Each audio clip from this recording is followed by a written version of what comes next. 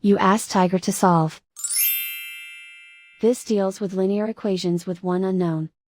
The final result is x equals -1.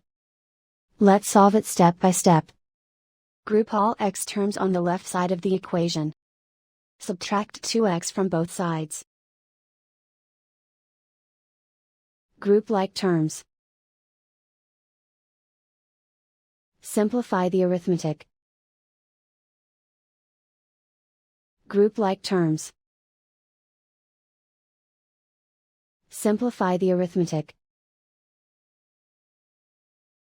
Group all constants on the right side of the equation.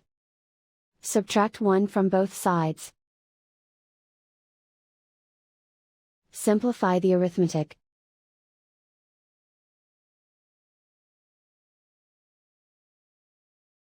Isolate the x.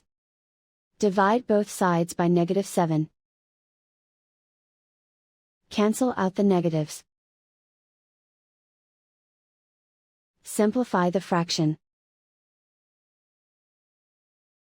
Move the negative sign from the denominator to the numerator. Simplify the fraction. And so the final result is x equals -1.